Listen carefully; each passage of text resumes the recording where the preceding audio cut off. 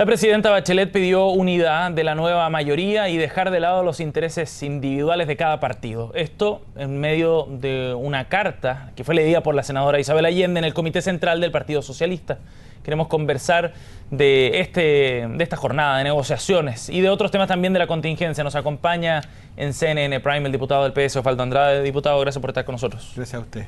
Bueno, después de esta larga jornada, finalmente el PS aprueba este pacto de cara a las municipales con la DC.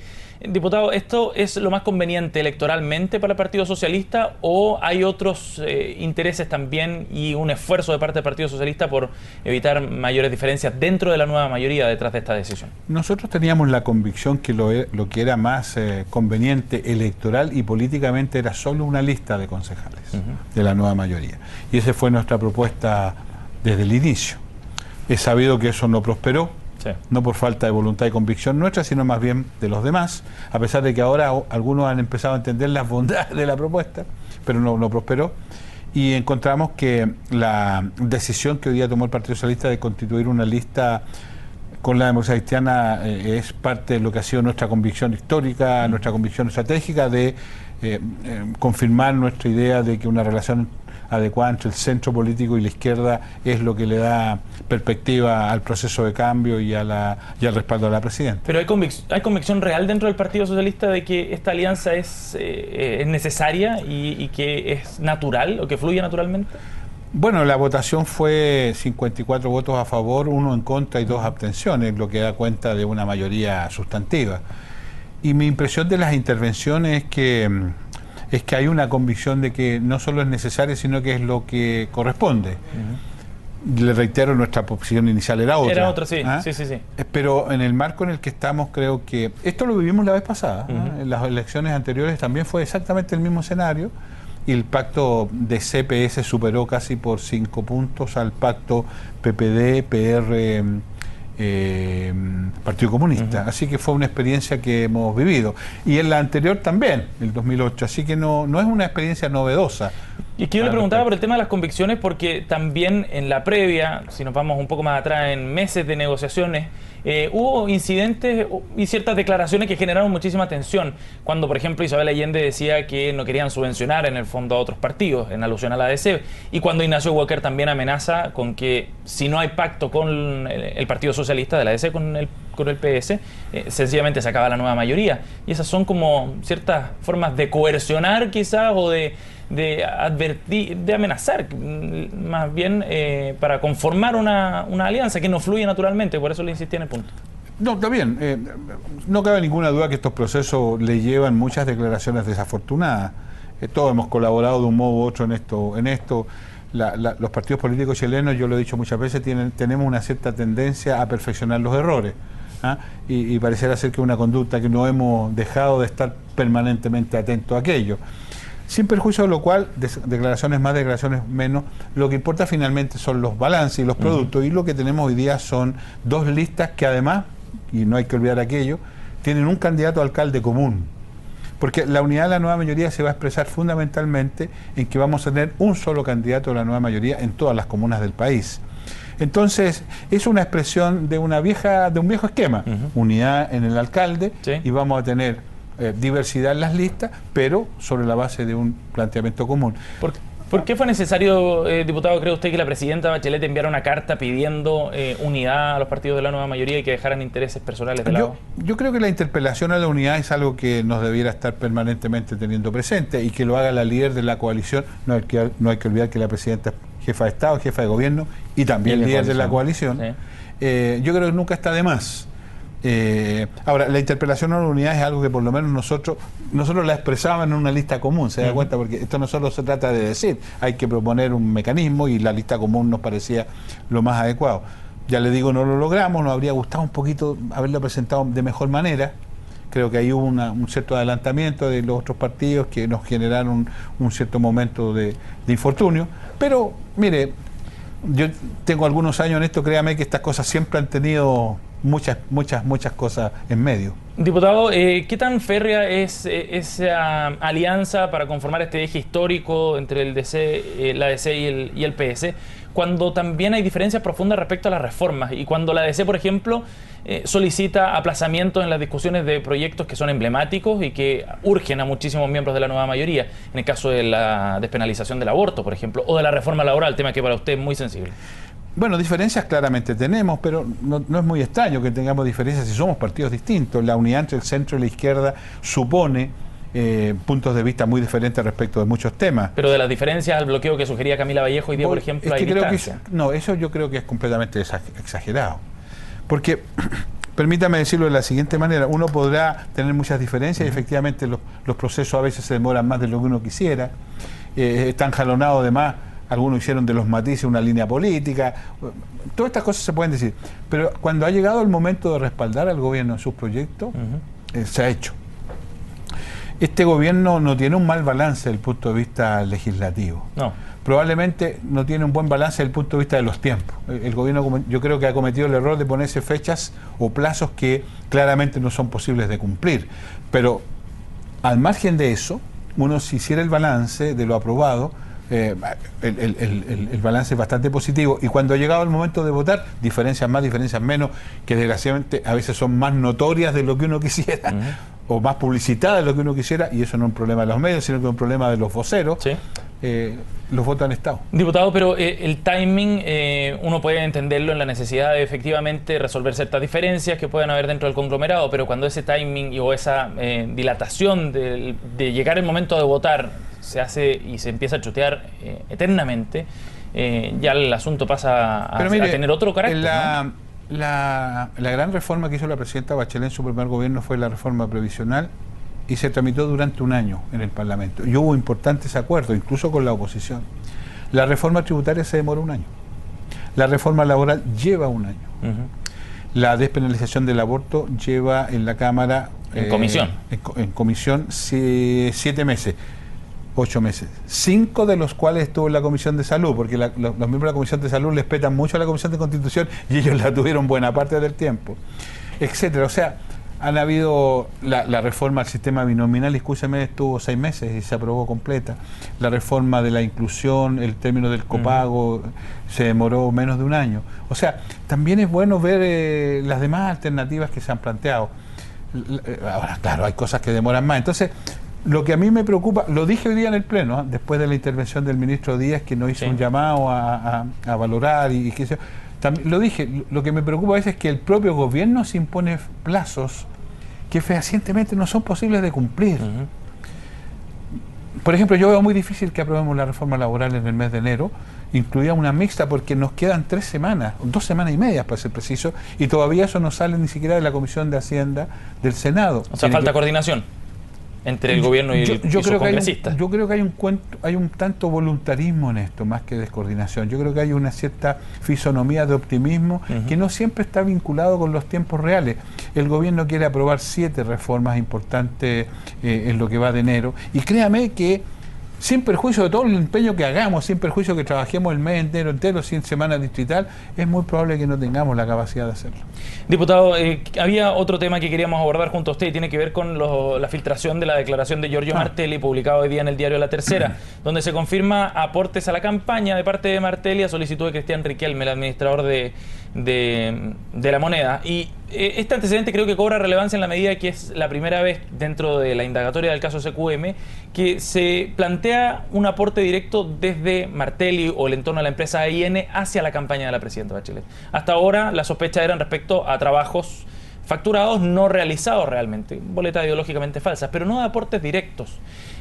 ¿Reaviva esto el caso SQM para el Palacio de la Moneda y lo acerca muchísimo al entorno de la presidenta Bachelet? Bueno, este es un tema de larga data. Se ha demorado más que un proyecto de ley, como usted se habrá dado cuenta. Y tengo la impresión que no cambia mucho la fisonomía de las cosas que habíamos tenido. Una, porque las filtraciones yo las respeto mucho, pero son eso. Y lo que dice de un aporte a la campaña es lo que dicen algunos de los involucrados. Yo entiendo que lo que leí, que el señor Martelli lo que dice que le hizo un préstamo al señor Riquelme. Y dicen que habría sido para la campaña. En ese tiempo no había campaña. Había una supuesta pre-campaña. Lo que ha quedado completamente establecido es que efectivamente sí hubo una pre-campaña, que no contó ni con la autorización ni el conocimiento de la entonces ni siquiera candidata Michelle Bachelet. Los socialistas hemos sido sumamente críticos porque hemos dicho que todo ese proceso se pudo hacer desde una institucionalidad partidaria y el Partido Socialista tenía la solvencia y las espaldas para hacerlo. Sí. Y hemos sido críticos, y usted me había escuchado alguna vez en este mismo canal señalarlo. Nosotros no hemos cambiado de opinión. Nos parece que fue un completo desacierto este entramado que se armó en torno a lo que se ha dado en llamar la pre-campaña de una candidata que no existía, que ni siquiera estaba en Chile. Entonces, dicho esto, no cabe ninguna duda que estas cosas, yo le tengo mucha fe al Ministerio Público, créame, y creo que el Ministerio Público está haciendo su tarea, probablemente no en los tiempos que la política quisiera, sí, y los partidos y los involucrados quisieran. Pero diputado, lo relevante, creo yo, de este antecedente es que el plata del entorno de Martelli, con los vínculos que él tuvo con SQM, podrían haber llegado a la pre-campaña de la presidenta Bachelet. Podría ser, yo no estoy en condiciones de negarlo, tampoco estoy en condiciones de afirmarlo. Y sería razonable que las personas que opinan al respecto tuvieran esta misma prudencia, porque se hacen muchas aseveraciones. Mire, yo fui parte de la Comisión Cabal, que ya terminó. Sí. La Comisión Cabal aprobó por unanimidad un informe. En la Comisión Cabal quedó absolutamente claro, expresamente claro, que la presidenta no estaba al tanto de estas cosas. Con los votos de la oposición. Con los votos de la oposición. Ahora, yo sé que algunos diputados después majaderamente insisten, pero sería bueno que explicaran por qué se insisten en aquello. Votaron este informe como está. Bueno, pero durante un montón de tiempo se dijo majaderamente que la presidenta sabía. Bueno, y la propia comisión, que no es una comisión que tenga las atribuciones del Ministerio Público, llegó a una conclusión distinta, con los votos de aquellos que decían lo contrario. ¿Por qué vuelvo al tema del Ministerio Público? Porque parte importante de esto es que el señor ministro Toledo va a formalizar a unas personas, el Servicio de Impuestos Internos presentó una querella, sí, es probable que hayan otras formalizaciones. Ha quedado establecido que el eje del tema cabal, el epicentro, está en el síndico, que una de las ramificaciones más relevantes de ese eje es la municipalidad de Machalí, y que el síndico buscó la asesoría o el respaldo de una empresa de lobby que exploró algunas y terminó en cabal. Pero así quedó establecido, en eso hay plena conciencia en todo. Pero nos quedamos, ¿y qué quedamos pendientes? Y se lo quiero decir con mucha franqueza, es la situación del señor Riquelme. ¿Sabe por qué? Porque el señor Riquelme efectivamente no le dijo la verdad a la comisión. Y eso genera una situación compleja para el señor Riquelme y la comisión. ¿Cómo se explica que siga en la moneda el señor Riquelme? Voy para allá. Por eso el informe es lo que le pide al gobierno, porque en esto también es bueno ser preciso. La pretensión de la derecha es que era la presidenta. Bueno, con el diputado Ceroni le demostramos a la comisión, mostrando el decreto, que el señor Riquelme, el decreto está firmado por el entonces ministro del Interior, el señor Peñailillo. ¿Quién era el que puso en contacto además a Martelli con Riquelme? Eso además exonera y saca absolutamente a la presidenta. Entonces, cuando usted me pregunta por qué el señor Riquelme sigue en la moneda, yo no lo sé. Pero lo que sí sé, y creo que constituye un derecho incluso del propio señor Riquelme, que debiera existir un procedimiento administrativo que determinara esa situación, y que si el señor Riquelme tiene suficiente argumento para explicar este asunto, lo compruebe en un procedimiento administrativo en que además se le garantice el debido proceso. Pero ¿sabe de quién depende eso? Del Ministerio del Interior, no de la presidenta. Diputado, nuevamente aparece también mencionado Rodrigo Peñailillo como un hombre todopoderoso, según la declaración de Giorgio Martelli. Él decía que era quien daba las instrucciones, y lo que decía Peñailillo respecto a la contratación de determinados funcionarios, por ejemplo, era directamente un mandato. Era Peñailillo quien daba todas las instrucciones al respecto. ¿Qué conclusiones saca usted respecto a eso? Que no cabe duda. ¿O qué tesis o qué teoría ratifica la declaración de Martelli? Yo nunca he perdido de vista, y siempre lo he afirmado, que el Rodrigo Peñailillo era la persona que dirigía todo este proceso. ¿Y es posible que la presidenta Bachelet no haya estado al tanto de todos estos detalles de financiamiento, siendo Rodrigo Peñailillo un asistente tan cercano como fue? Es perfectamente posible. Entre otras cosas porque este proceso se hacía, y esa es nuestra crítica, en momentos que no había campaña, con una persona que no era candidata. De hecho, mire, yo por razones de mi condición de parlamentario fui a Estados Unidos, invitado por la entonces ministra Matei, y tuve la posibilidad, junto con el hoy día senador Ricardo Lagos, de estar con la presidenta Bachelet. Y hablamos con ella, y créame que en esa fecha ella no estaba para nada convencida de ser candidata. Y circunstancias que acá ya estaban operando estas cosas. Entonces, ¿cuál ha sido nuestro punto de vista? Es que esto fue innecesario y absolutamente inconveniente. Y la crítica que yo hago, lo hice desde mi condición de presidente del Partido Socialista en su momento, porque el partido perfectamente tenía los recursos suficientes para hacer aquello, y tengo una crítica un poquito más de fondo, y es que yo estoy muy decepcionado de esa generación política. ¿De cuál? De la generación política que se expresa en los nombres que usted me menciona. Porque la presidenta lo que hizo fue, posteriormente, hacer una propuesta al país y encargó a estas personas estas propuestas. Y miren lo que hemos terminado. Entonces, aquí cada uno tendrá que asumir su responsabilidad. Diputado, sin embargo, le reitero, sí, le tengo mucha fe al Ministerio Público. Diputado, llegando ya a la mitad del mandato de la presidenta Bachelet, de su segundo mandato, y considerando que este año estuvo ensombrecido precisamente por los casos de financiamiento irregular, ¿qué puede hacer la moneda para evitar que estos próximos 2 años, o este 2016 en particular, si queremos remitirlo o acotarlo, esté marcado nuevamente por estos temas? Porque da la impresión de que lo que haga la moneda siempre, o el gobierno en general, siempre va a estar a la sombra de las investigaciones y del caso SQM mientras no se aclare todo este Yo creo que la moneda no tiene que hacer nada al respecto.